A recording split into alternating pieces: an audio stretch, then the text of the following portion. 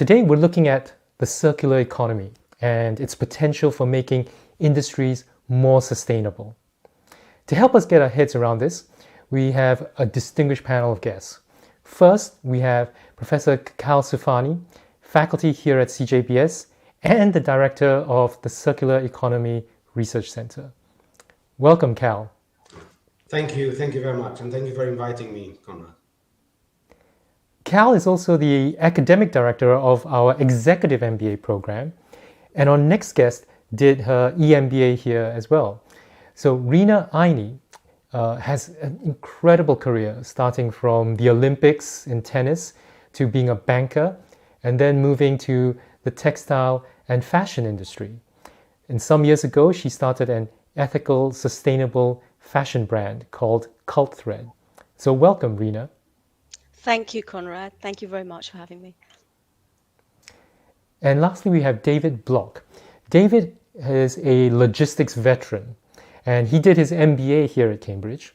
He's now with Circulee, a company based in Germany that refurbishes IT hardware and sells them to businesses. Welcome, David. Hi, Conrad. Great. Cal, let's start with you. Can you tell us what is the circular economy? Well, thank you, Conrad. The circular economy is known as a disruptive, innovative economic model, which relates to a whole range of different levels and areas: government policy, businesses, consumers, and so on. When we think about circularity, I always think about my grandmother. My grandmother, basically, when we were little kids, she would say, "Kids, do you want a new jumper?" And as kids, we would always be looking for new jumpers and say, "Yes, Grandma, please, make us a new jumper." And she said, "Well, get me the old ones." And they were then knitted jumpers, right? Knitted jumpers. We would take these knitted jumpers back to our grandma, and then she would unknit each and every single one of them and turn them into woolen balls. And then what she would do is that she would start building a completely new jumper from an already used material. So she thought about the circular economy in that respect. She didn't think about what is a circular economy in terms of terms, but the actual practice of unknitting the jumpers and then producing completely new jumper from an already used material was literally a classic example of what circularity is about. So in a very short, way to define or describe circularity, it's to use as few resources as possible for as long as possible and reuse a lot of the material and components. That's what a circular economy is. And Cal, you started the Circular Economy Center here at CJBS. What prompted you to do that, other than remembering wearing all those jumpers from your grandma? As a financial economist, I'm interested in the growth and development of small, medium-sized enterprises. And after the financial crisis of 2008, we were looking at the data that were coming from Europe, literally every single country in Europe, with exceptions of one or two, and we didn't see any economic growth.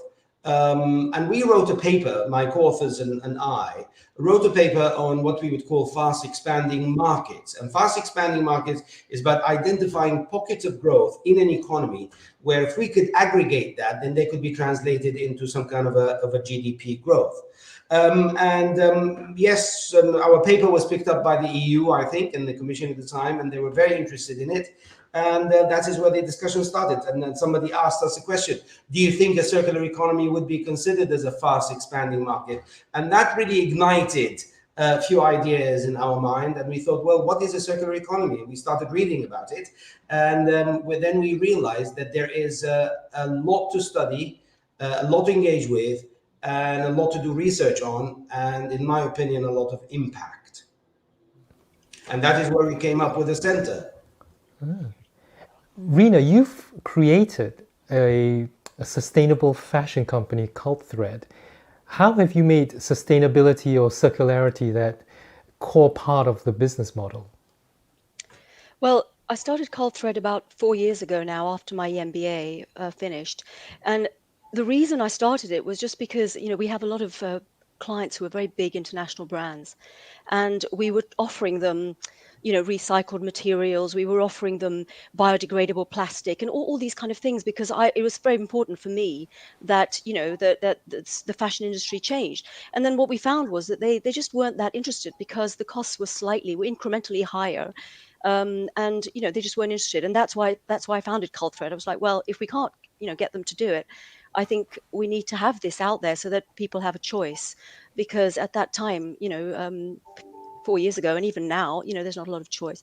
So how do I make it? Well, we have three pillars at Culthread. What we believe in is, that sustainability depends on three things. It's about the planet, it's about people, and it's about animals for us. Because again, in our industry, there was a lot of issues with animal cruelty.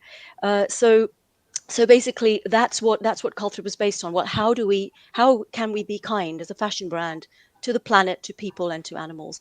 And I think that it's still a work in progress, but we've worked very hard in these last few years to improve in all those three areas. Well, with the animals, it was completely cruelty free from the beginning, and with planet and people, again, we've worked very hard. So that's the basis of our model, and I think that the impact, has been big. It can be big in fashion if all fashion brands would do what we do.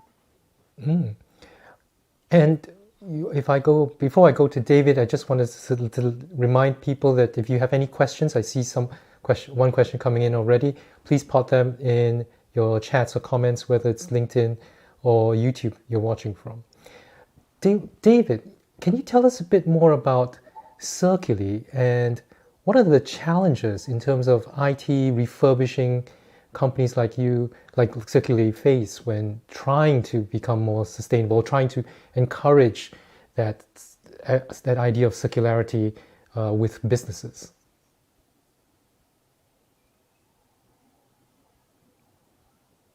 Oh, David, sorry, I think your audio is off again.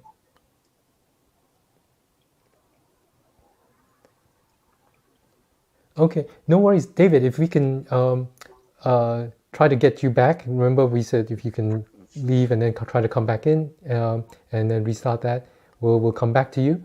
But in the meantime, maybe while we wait, we can take this question from Abhishek. Abhishek asked, what are your views on the practicality of a circular economy, given the complexity of ensuring all stakeholders have the same goal, which is rare? Maybe, Cal, if you want to start with this? Yes, this is a very good question. I mean, circular economy is not a simple model. It is a complicated model because it involves the whole value chain. And when you think about circularity, you need to be circular at every single point of the value chain. Companies need to understand the value chain in terms of how they extract their resources, then what I would call inbound logistics, then operations, manufacturing, outbound logistics, distribution and the customer, and so on. At each point of this value chain, there needs to be some kind of a circular economy model. There are different models, and I would be very happy to talk about that later. But it is a difficult process. I think what needs to be done here is to align the interest of every single party or stakeholder in the value chain. And to align the interest could be based on economics, could be based on finance, could be based on ethics, just like what Rina mentioned. Like, people have to say, well, we want to be good to the environment, we need to be good to people, we need to be good to animals, and so on and so forth. So everybody has to buy into this idea, but it's not an easy process, and that's what we're doing in terms of research. Okay, Cal. David, are you? Yeah, can you hear me now? Yeah, yes, great. Yeah, so do you think you can tell us a bit about Circulee, and maybe talk a bit about how some of the things that Cal was mentioning about, this whole idea of the supply chain, logistics, which I know you have loads of experience in. So I mean, one of the big challenges, and it's quite befitting that the first comment from LinkedIn was actually on is there still the perception of inferior quality in reused and refurbished IT? Yes, there is. But it's all in the heads of people. So that's why I think, Rina, you probably have the same experience with fashion and materials. If we can overcome that hurdle of it's perceived as inferior, that is the main thing that we all need to work on. So what we're doing at Circulee mostly is trying to get people to try refurbished, get people to try something new. And I'm very sorry to say, for all people who love green, mostly that happens via price. So most people who start testing a refurbished IT do that because of the price, and then are surprised of the offering they get. And I'm a tiny bit disillusioned after the first couple of years that not a lot of people actually buy it because it's sustainable. But in spite of it being sustainable, they still buy it, and then are surprised about the quality. So and that's our major hurdle coming to logistics and supply chain. That's one huge issue, or one huge challenge that we have, because as you can imagine, getting the right devices at the right time with the right keyboard in the right quality to actually be ready for sale is much more complex if you actually are using pre-owned equipment, because you have to find that person who actually stops using it at that point. Versus if you distribute new IT equipment, you just go to the OEM and say, please deliver in 2 weeks' time the following list of devices. And we actually have to be much smarter, be much more, have much more foresight, have much more planning, and better logistics actually. So it's harder to do a circular economy. People perceive it as less attractive, but still, I'm doing it. Okay, and just wanted to show everybody what this what it looks like in Circulee. Yeah, Can you talk very briefly, David? What is this going? Yeah, so this is basically where we are using a lot of equipment that is off lease. So that means it's been used in large corporates in leasing. And why are we doing that? Because we need large batches of similar hardware. Imagine you're a small SME, so you have 200, 500 IT seats. And you want to equip your workforce with IT devices. So you need to make sure that either you can exchange 200 devices at once of exactly the same device, or you can exchange 50 devices per month. And that is only possible if you have large chunks of hardware actually coming back from a similar batch. Because as I mentioned, it's much harder to get that from pre-owned than from new, because I can't call an OEM and say, listen, please manufacture stuff to order in those specifications. So what we do is we get that stuff back from leasing, and this is where it gets cleaned, where it gets tested, where it gets erased. Data protection, huge issue or huge challenge in Europe. So that's why we are the little 14% that you can see in the upper right corner, for example, that's the standard that even banks and police forces across Europe is using for data erasure. And that's also what I found. That's a 30-second story of how I actually came to Circulee. I used to be a COO in other startups, and I always had that little stack of pre-owned or of used IT devices. Something was wrong with them.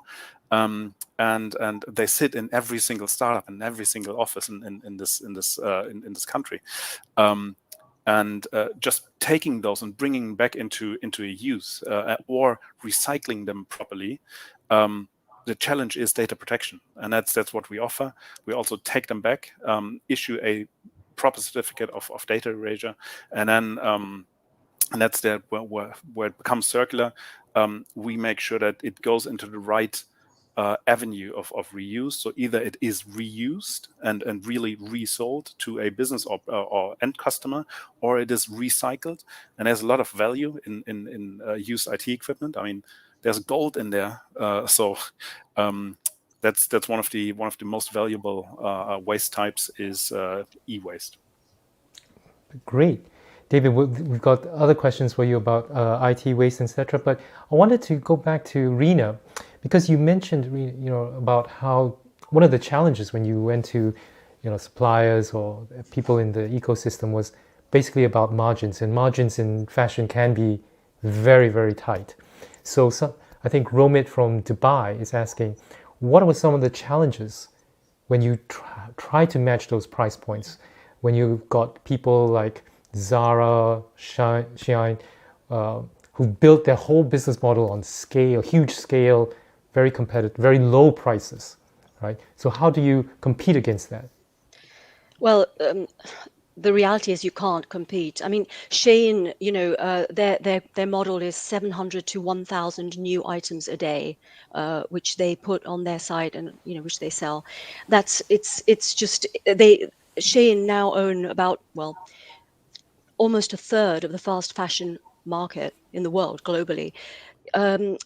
It's impossible to compete with this, and it's a very big issue because first of all, I mean, I don't want to use the word compete because we're talking about two completely different things here. The problem with fast fashion and especially now with Shein, which has taken it to an extreme, is that, the customer, so from the demand side, the people are used to buying stuff every day. There's new stuff every day and wearing it once or even not even wearing it at all and throwing it away.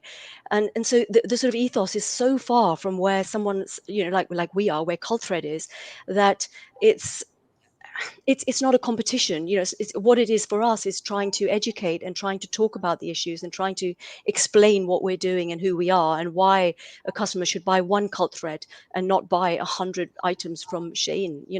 It's tough and we can't compete. It's impossible. I mean, the people who manufacture these garments for Shein are paid 4 cents per garment. So this is not something that I don't even want to talk about Culthread in the same breath as Shein. But unfortunately, the world that we live in is Shein's world. I mean, they will IPO at tens of billions of dollars quite soon, and their model is high growth and very low cost. How would you change the customer mindset, right? So that they look at someone like Culthread and think, actually, there's so much, you're so transparent about what goes into this garment that I'm buying that I feel more reassured, and ultimately I can see the value in your garment versus something where it was only 4 cents per garment for the labor cost.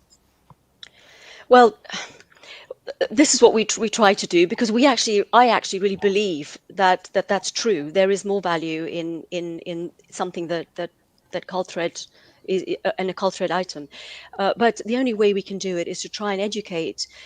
There's actually another way which I've thought about and which I'm trying to introduce is to try and make a collection with a slightly lower price point, because I understand that obviously for the customer it's painful. I do understand there's not everyone can afford it, and and even if you can afford it, we still need to educate and still have to want it. So there's many issues here. So what we work on at Culthread really is, are we making something that the customer will want? Does it have everything the customer needs?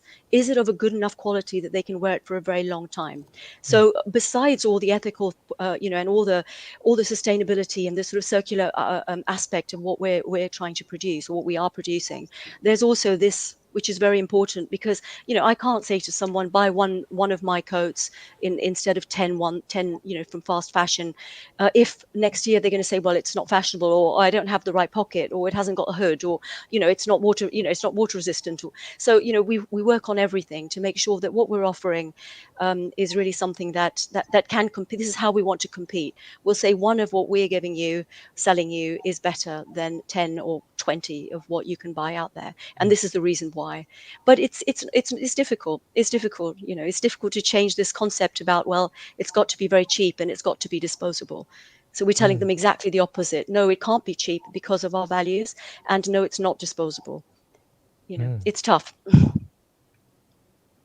And maybe we go to David, because this question kind of talks about that customer perception, right? The question from LinkedIn, someone on LinkedIn, is most electronic IT hardware that's recycled or refurbished are a few years old, not the latest. So how do you convince organizations to pay the normal price and still derive the benefits from new hardware?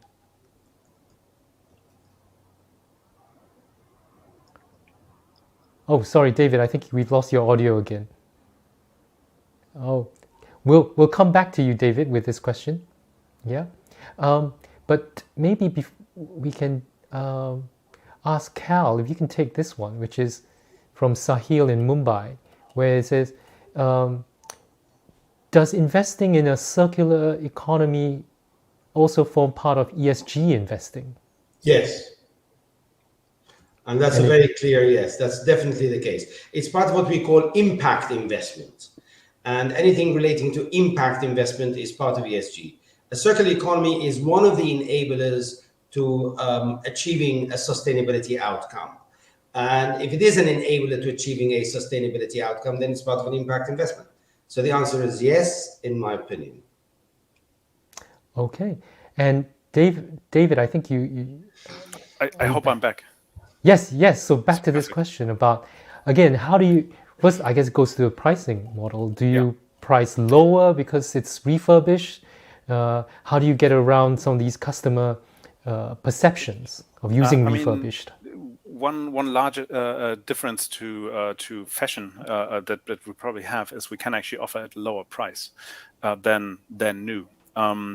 We have the other on the other side disadvantage that we can't use because fashion is much more emotional product than IT hardware for companies. There's very little emotion going around in sales meeting and on our end.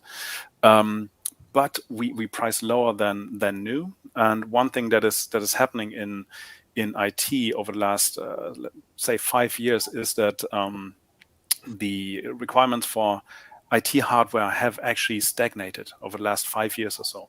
What do you use your hardware for? It's a browser, and that's not getting much more resource intensive. Video conferencing, browser, that's pretty much it. So it's a window to the cloud.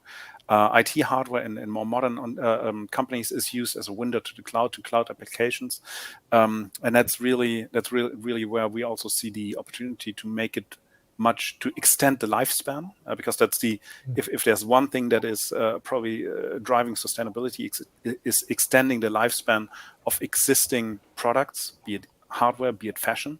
If you wear a coat for 2 years, that's much more sustainable than wearing it for 1 year, no matter how it's produced, because most of the CO2 footprint and all other raw material footprints and waste footprint really comes from production, and then there's a good part of transportation from the Far East to Europe or wherever you are in the world.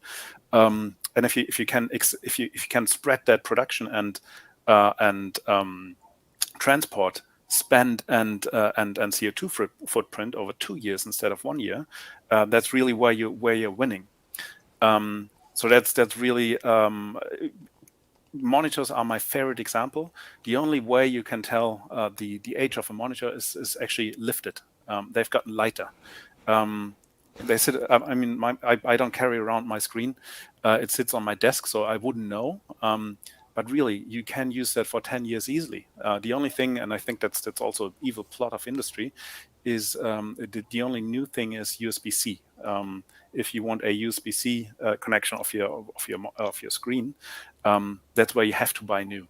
So I'm saying evil plot, but there's some stuff that's coming out. There are always use cases for new stuff, like if you are really doing video cutting. Yes, there's a case for new laptops, and we're trying to be really non-dogmatic, and that's one thing that is very important for me in doing the right thing. Don't be dogmatic. We actually procure new devices for our customers. If they buy everything from us, we try to actually fit it to their use case.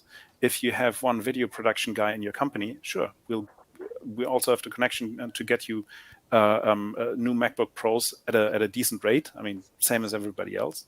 But we want to make sure that it's easier for you to come to us and actually procure for the right purpose. Coming back to the question, how do we actually derive more value from used stuff? It's insanely difficult. You have to be better. You have to be cheaper. You have to be faster. You have to have better customer service. So as I just said, people are buying it despite its use, and you just have to be a bit better than everybody else, than everybody else selling new devices, and that's it's really hard, but it's really rewarding because people are still buying it. We have a question from Astrid, and she asked, shareholders measure a company by its growth. So how does the circular economy fit into that kind of shareholder growth metric? How do we have to change the mentality of shareholders? Maybe if I ask Rina and then Cal, what your thoughts are about this?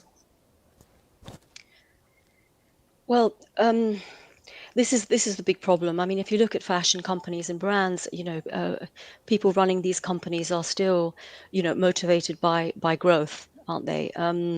And not so much about by sustainability and other things. So I think that for this to change, at least in our industry, I do think that there needs to be a lot of regulation, a lot of new regulation to sort of make it more of an even playing field, because companies trying to do a lot, it's costing them a lot, and they do sacrifice growth. I mean, Culthread, we don't make anything extra than what we know or what we feel we can sell. This is a very important thing for us. We could try and pump out lots of items, but this is not part of our strategy, because it's not part of the way that it's not one of our values is to actually reduce what's being made. We don't burn anything, we don't throw anything away. We're very careful with what we make. So if we, it's my company, so basically I can run it the way I want, luckily. But if I have someone breathing down my neck that these are the growth targets for this year, what am I supposed to do? That's one of our basic values, which is completely gone. So I do think that that this is a problem, and I think that it's something that we have to change mindsets, and we have to start to understand that if we pursue this growth at all cost model, in the world is it's suffering, and it will continue to suffer as a result. Yeah. Cal or David, do you want to share your thoughts about how can companies in the circular economy try to change shareholders' perceptions? Well, I mean, I think when we think about growth is important in an economy. It is growth in a supply chain and industry and sector, and it is also important in a company. So when we think about a circular economy, we think about the macro aspect, the meso aspect, and the micro aspect. When we talk about a circular economy, we're not saying that it's a model that compromises growth. On the contrary, in fact, the circular economy can potentially increase growth in so many different ways. And I'm very optimistic, given the fact that I'm continuously being, contacted by companies, all the big brand names, and saying, well, listen, we do see that there is a benefit in circularity, from car manufacturing businesses to basically to companies that are producing airplane engines, to the garment industry. And I can list the names of these companies, to the furniture business and so on. What is important when it comes to the shareholder is basically what I would call maintaining your competitive advantage. And going back to David and Rina, your competitive advantage can be described and defined in so many different ways. But ROIC, or the returns on your invested capital, this is a very important key indicator to whether you're making money on something or not. As long as your returns on invested capital is greater than your cost of capital, then there's growth. And you know what? The financial market likes it, and I think we just need to try to increase awareness so the mindset is changed. But I think there's potential. Can you hear me now? Yeah. Yes. I have two rather anecdotal things on that. If I had a penny for every time that an investor had asked me, is this a sustainable business model, I'd still probably have a couple of pounds, but still, it's a sustainable business model has the word sustainable that has always been there, and there are just multiple levels of sustainability. I was on a panel last year in the fall with the head of Salzgitter. There's a big steel producer in Germany, and he he had pushed very much for green steel that is just less carbon intensive because it's less energy intensive.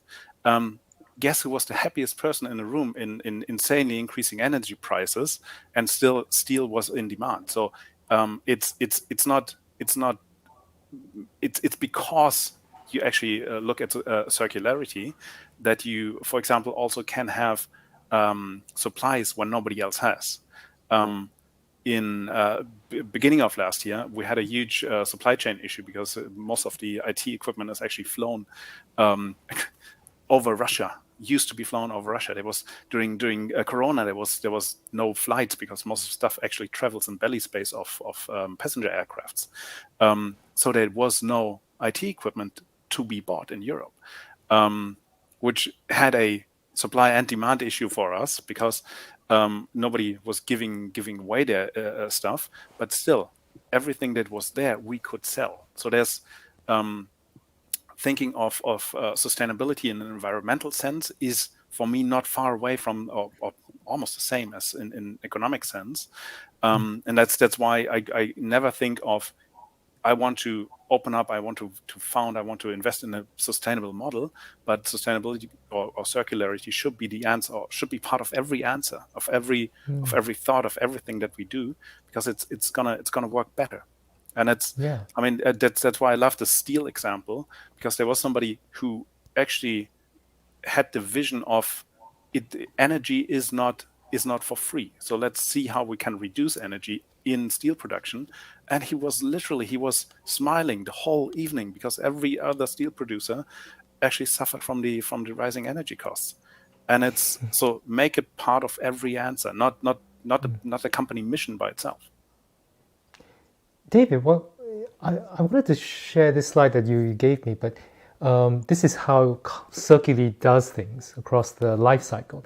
Yeah. How different is this from any other sort of IT manufacturer or IT OEM? You know, what are some of the new the things that a circular company like yourself needs to put in place?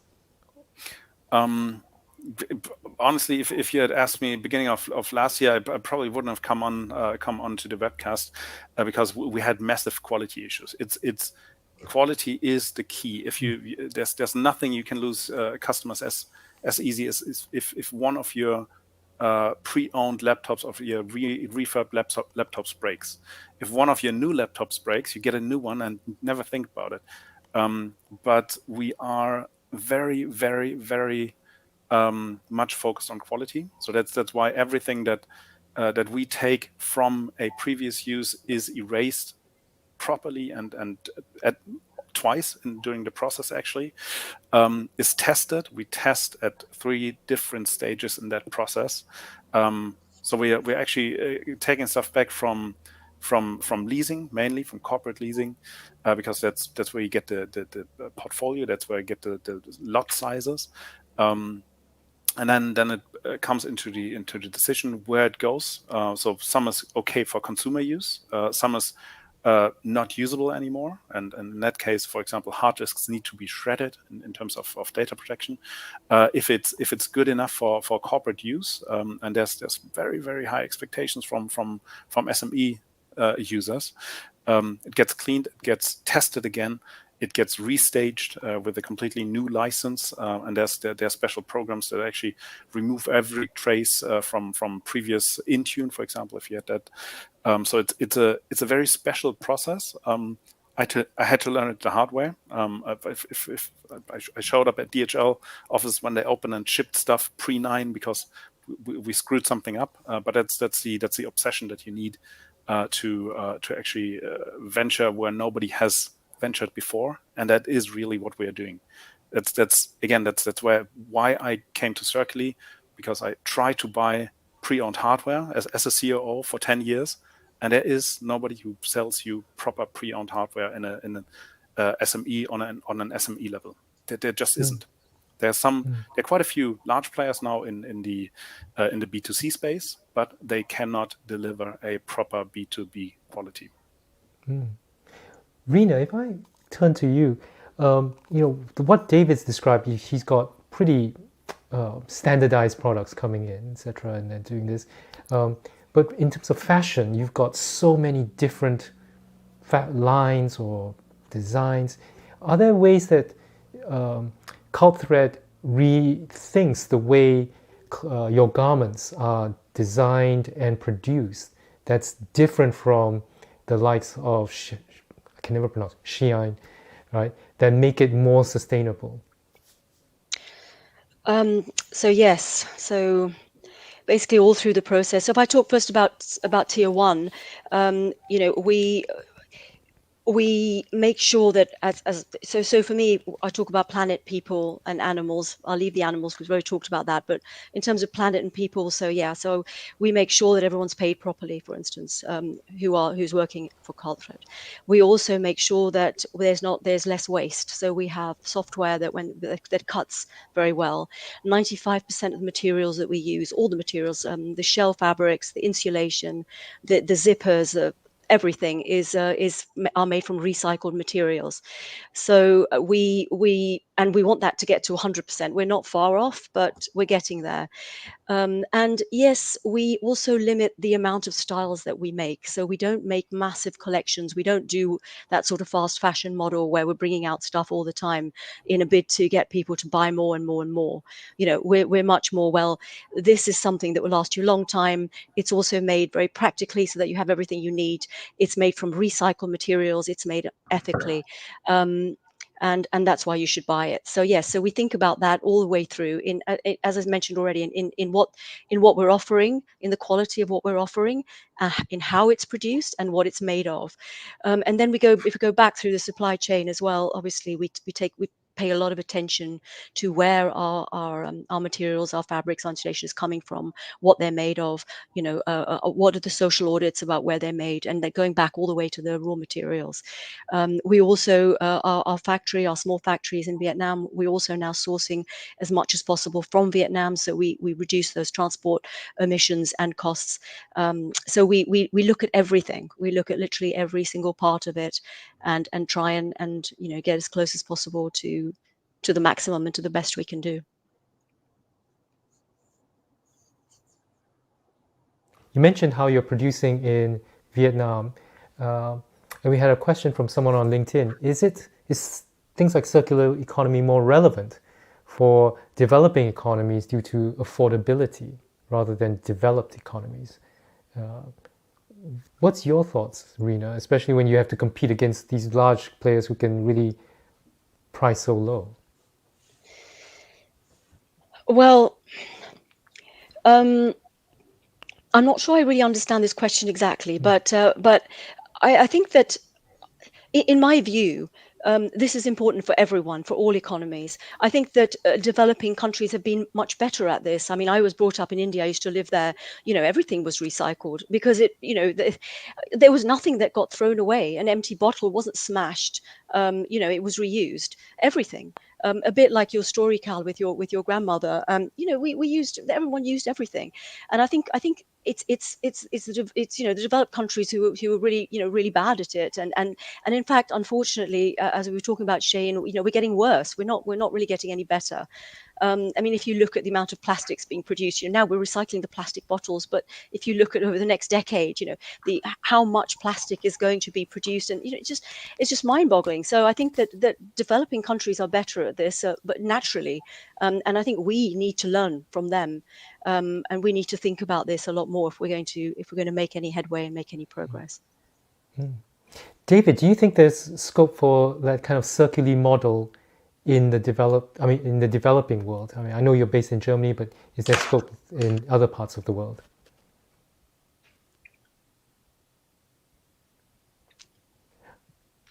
Oh, sorry, David, we lost you again. You've got to come back.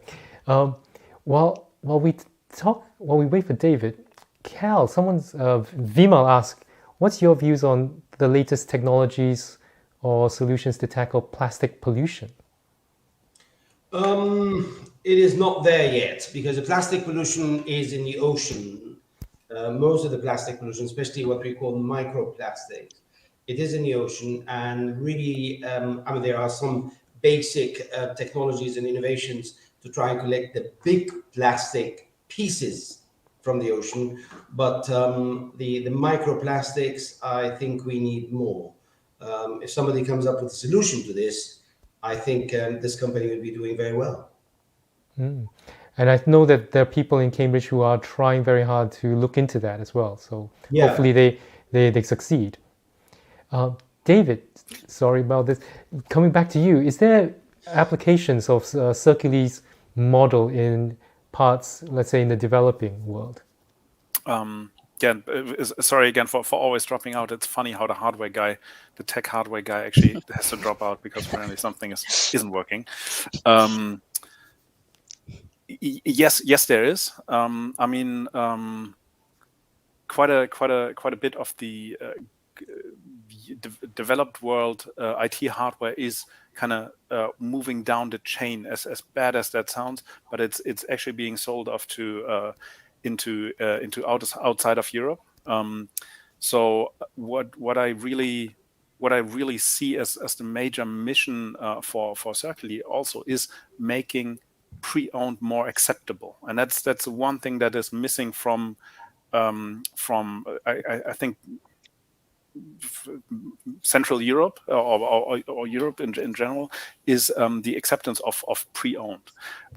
Acceptance of pre-owned is much higher. So I know Eastern Europe better than rest of the world. Pre-owned acceptance is much higher. Because you actually look at purpose, you look at use, not so much at the shiny new hardware, but you actually look at the use of the hardware.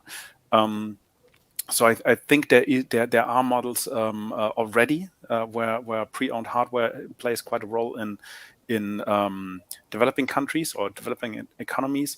The one thing that I'm slightly scared of is recycling. So kind of when the end of the useful life of a device is really reached, because recycling e-waste is really high tech. If you see the facilities that recycle e-waste, it's close to spaceships.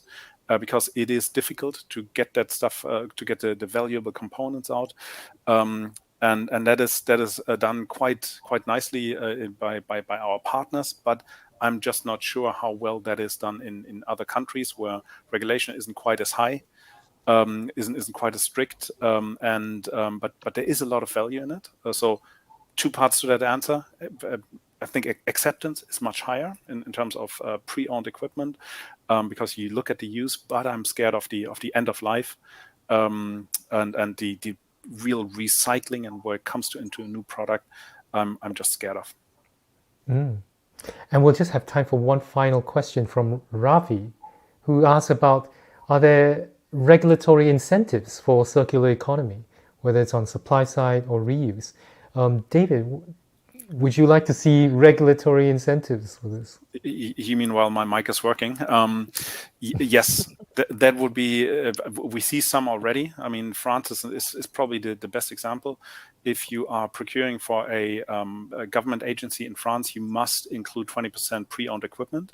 And most other European countries that I know of are far behind that.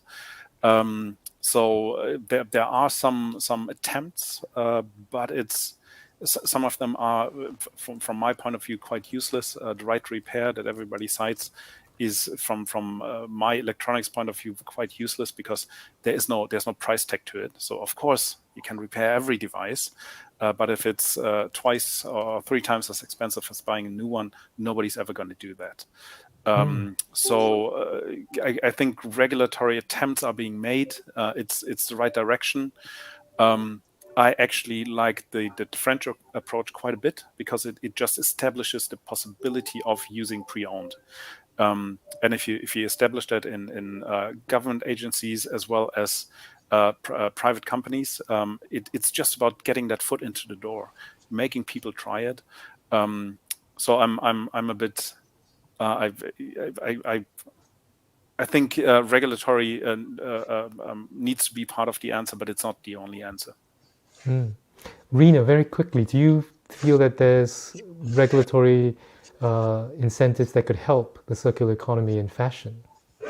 Absolutely. Yeah, absolutely. I'm convinced. Again, there has been some progress, little progress, but it's starting, particularly in France. There's been legislation against greenwashing in Scandinavia and starting in Europe now as well. So I think it's vital. I think it's absolutely vital, and I think that without it, we will struggle to make progress in our industry. But obviously, I agree with David that it depends what this legislation looks like. So it needs to be thought through properly, and it needs to be done well. All right. Well, thank you all so much for this wonderful discussion. I think you've given us great insight into the circular economy, what it can do, its potential, but also how difficult it can be to whether it's changing the minds of consumers across the value chain, stakeholders, etc. So thank you so much, Cal, David, and Rina. And thank you also to all the viewers for your incredible questions. I'm sorry we didn't have enough time to go through all of them. The balance sheet will take a break next week and we'll be back on Friday, the 9th of June, where our faculty member Simon Taylor will tell us if the current banking troubles in the US regional banks, it's just normal choppy waters, or is it the tip of the iceberg? So please join us, 9th of June, 2:45 p.m. UK time. It's slightly later than usual. All right. And until then, it just leaves me to say stay well and see you next time.